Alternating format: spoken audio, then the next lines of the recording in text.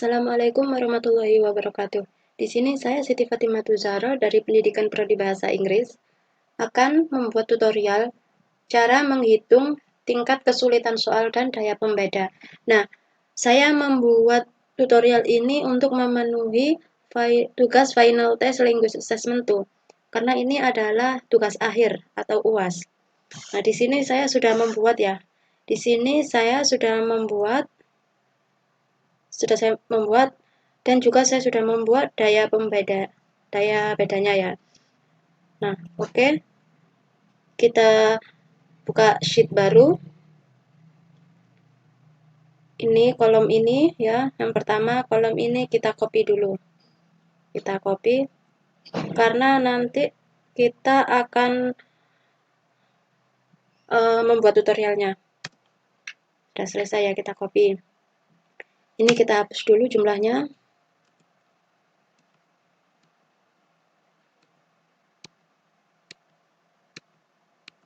Karena nanti akan saya ajarkan bagaimana caranya. Nah, saya jelaskan terlebih dahulu ya. Ini adalah Nafa, Fatima, Balkis ya. Ini adalah nama siswanya. Nama siswa yang akan kita analisis hasilnya nanti. Sedangkan ini angka 1, 2, 3, 4 sampai 10 ini adalah jumlah soalnya, nomor soalnya. 1 berarti soal nomor 1, 2 berarti soal nomor 2, dan 3 berarti soal nomor 3, dan juga begitu seterusnya. Nah, ini 1, 01, gini, maksudnya apa sih 01, 01 ini maksudnya apa? Nah, maksudnya itu 00 ini siswa menjawab soal dengan salah. Sedangkan 1 itu siswa menjawab soal dengan benar. Berarti Nafa, siswa yang bernama Nafa ini, dia itu mampu menjawab soal nomor 1 itu dengan salah. Sedangkan nomor 2 dia jawab dengan benar. Seperti itu ya. Nah, yang pertama-tama kita mencari indeks kesulitan soalnya ya. Indeks kesulitan soal. Kita copy terlebih dahulu. Karena nanti kita akan melihat di sininya ya.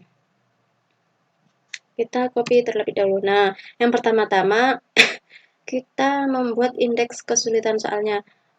Yang mana rumusnya itu adalah B per JS. B itu apa dan JS itu apa? Nah, B itu jawaban benar, sedangkan JS itu jumlah siswa.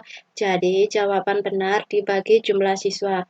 Itu untuk mencari rumus kesulitan soal. Pertama-tama kita mencari jumlah. Jadi, si Nafa ini mampu menjawab soal yang benar itu ada berapa gitu. Nah, rumusnya itu adalah sama dengan sum buka kurung ini ya, ini C3 ya, karena dia berada di kolom C3 sampai L3, setelah itu tutup kurung, enter, seperti itu. Oke, kita coba dicek ya. Ini hasilnya 5. Apakah benar 5? Apakah rumus ini sudah benar? Kita cek. Ini 1, 2, 3, 4, 5. Berarti benar ya. Berarti rumus ini benar. Nah, ke bawahnya juga gitu. Supaya kita nggak ribet-ribet memasukkan rumusnya lagi, kita tinggal drag aja ke bawah. Seperti ini. Oke, seperti itu. Nah, setelah itu kita mencari jumlah dari setiap butir soal. Maksudnya apa? Maksudnya itu misalkan nomor 1 ini mampu dijawab oleh berapa siswa, dijawab dengan benar gitu ya. Rumusnya masih sama, yaitu sama dengan sum buka kurung ini ya, dari pertama C3 sampai C12, setelah itu tutup kurung ya, tutup kurung, enter. Seperti itu ya. Kita cocokkan soal nomor 1 itu yang benar ada berapa siswa yang menjawab dengan benar. 1, 2, 3, 4, 5, 6, 7. Benar ya, 7. Nah, Biar tidak ribet, kita drag ke samping ya, seperti yang sudah saya ajarkan sebelumnya. Nah, seperti ini. Oke. Setelah itu, setelah kita sudah tahu hasilnya, kita mencari ini, indeks kesulitan soalnya. Kita mencari indeks kesulitan soal. Ini saya Saya kasih warna ya biar lebih gampang. Saya kasih warna ini. Oke, biar lebih memudahkan. Nah, kita mencari indeks kesulitan soal. Oke. 3. Nah, rumusnya itu seperti apa? Rumusnya itu ini ya, jawaban benar dibagi jumlah siswa.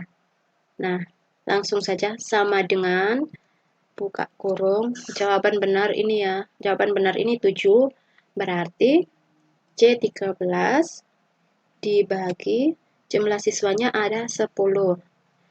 Kita 10, terus habis itu tutup kurung, enter. Seperti itu ya hasilnya ya. Kita drag ke samping biar lebih mudah. Nah, sudah selesai. Setelah mendapatkan hasilnya, kita interpretasikan.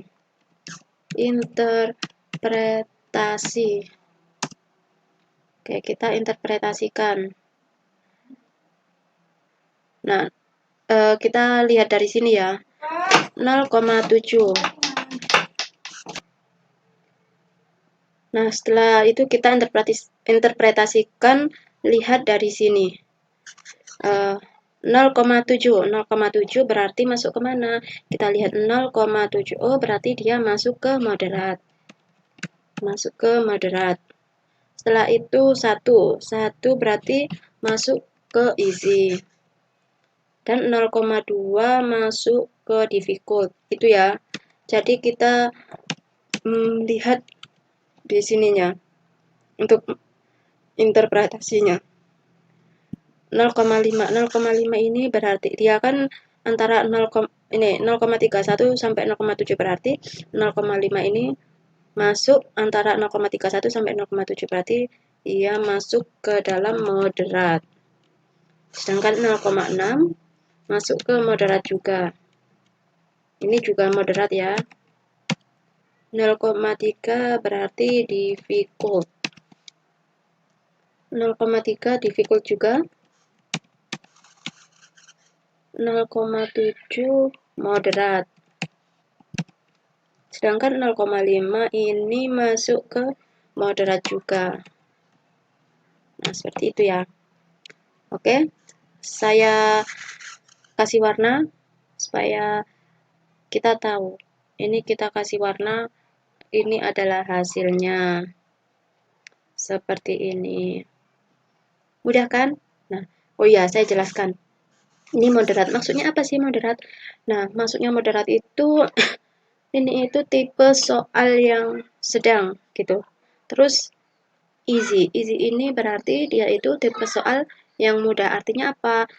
Semakin banyak siswa yang bisa menjawab soal, maksudnya easy, difficult. Maksudnya ini apa?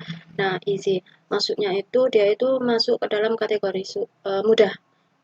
Ya. Maksudnya mudah itu apa sih? Kenapa kok masuk dalam kategori mudah? Gini. Jadi semakin banyak siswa yang bisa menjawab soal tersebut dengan benar, berarti soal tersebut itu masuk ke dalam kategori soal yang mudah. Seperti itu. Nah, ini difficult. Ini sulit. Artinya semakin banyak siswa yang bisa menjawab soal tersebut dengan artinya apa ya? Semakin banyak siswa yang bisa semakin sedikit siswa yang bisa menjawab soal tersebut dengan benar, berarti itu termasuk ke dalam kategori soal yang sulit. Seperti itu. Ini nomor 3. Soal nomor 3 ini kan hanya mampu dijawab oleh 2 siswa. 2 siswa mampu menjawab soal tersebut dengan benar. Berarti ini masuk ke dalam kategori soal yang difficult. Seperti itu. Oke, setelah itu kita mencari daya bedanya. Ya, daya beda soal. Nah, untuk mencari daya beda soal, kita copy ya, kita copy ini tadi, kita copy tabel ini, kita copy, kita masuk ke ini sheet lagi, kita paste di sini. Nah, yang pertama-tama ini jumlahnya ini kita urutkan dari yang paling besar ke yang kecil. Oke, kita ini ya di home, setelah itu short and filter, pilih ini short, largest to smallest. Oke, short. Oke, urut ya. Ini jadi urut 10, 8, 7, 6, 5. Oke, bener ya, urut ya, sudah urut. Setelah itu, nah ini kita copy terlebih dahulu ya. Kita copy untuk memudahkan kita biar tidak buka ke sheet yang lain. Seperti itu. Ketika sudah selesai, urut ya. Nah, rumusnya kita lihat, rumusnya daya beda itu apa? Rumus daya pembeda itu BKA per CS dikurangi BKB per CS. Nah, BKA ini jawaban benar kelompok atas dibagi jumlah siswa. Terus dikurangi jawaban benar kelompok bawah dibagi jumlah siswa. Seperti itu. Ini rumusnya. Ini adalah rumus daya pembeda. Seperti itu. Nah, karena ini ada kelompok atas dan kelompok bawah, maka kita bagi dua. Ini kita bagi dua. Ini kan ada 10, berarti kita bagi menjadi 5 siswa ya. Kita bagi menjadi 5 siswa. 1, 2, 3, 4, 5. Berarti, oke, kita kasih apa namanya? Kita kasih gang kosong untuk menjumlahkan jumlah ya. Ini kita kasih kosongan di sini untuk menjumlahkan ini jawaban benar kelompok atas. Kita klik, kita ketik ya jumlah BKA. Nah, rumusnya itu sama dengan sum buka kurung ini C3 sampai C7. Setelah itu tutup kurung, enter. Gitu ya. Kita cek. Ini nomor 1 oke, 1, 2, 3. Oke. Untuk kelompok atas itu ada 3 ya jumlah BKA-nya. Kita drag ke samping. Nah, sudah selesai. Kita tinggal mencari jumlah jawaban benar kelompok bawah. Rumusnya sama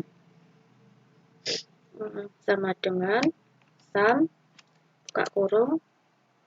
Ini ya, ini kan kelompok bawah. Sampai C berapa itu? C9 sampai C13, setelah itu tutup kurung, enter. Kita drag lagi ke samping. Nah, oke. Kita sudah mengetahui ini hasilnya. Kita sudah mengetahui hasilnya. Saya kasih warna ya, biar nggak bingung.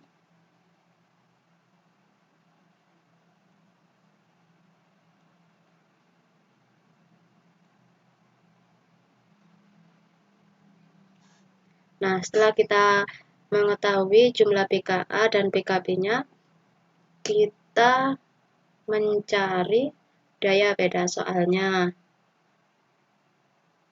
Oke, daya beda.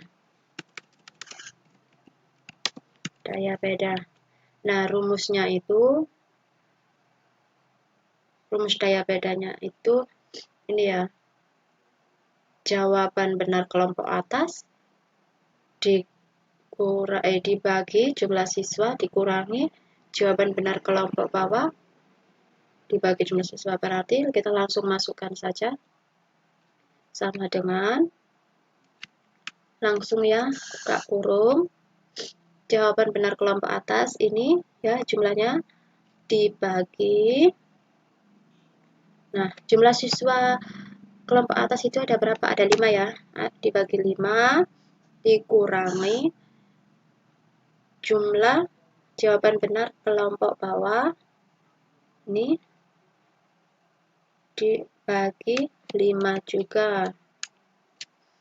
Tutup kurung, enter. Nah, kita drag ke samping.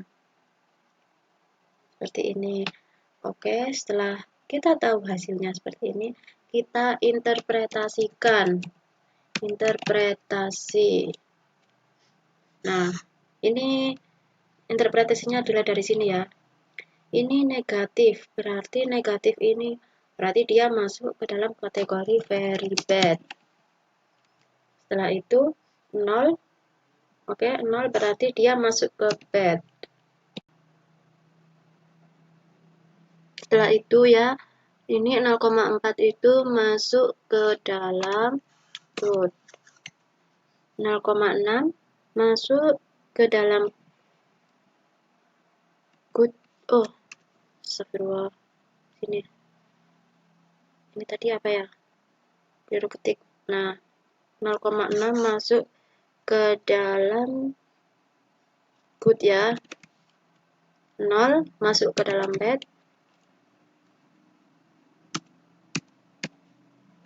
0,8 masuk ke very good. 0,6 good. Ini juga good. 0,2 ini ya masuk ke moderate. Salah. Ini moderate. 0,6 good. Nah, seperti itu. Saya kasih warna biar kita tahu ya untuk membedakan.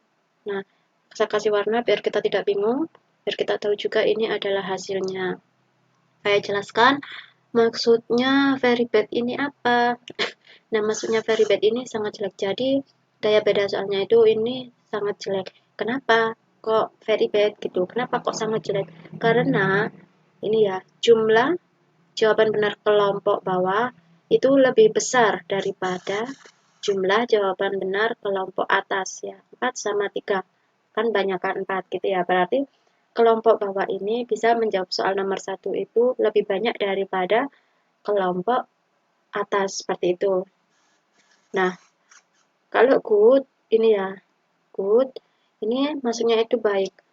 Kenapa kok bisa disebut baik? Karena ini ya, kelompok atas, jawaban benar kelompok atas itu lebih banyak daripada jawaban benar kelompok bawah.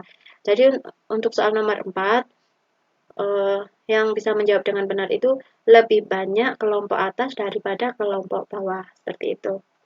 Oke, semoga kalian paham dengan apa yang saya sampaikan ini. Semoga bisa dipahami dengan mudah.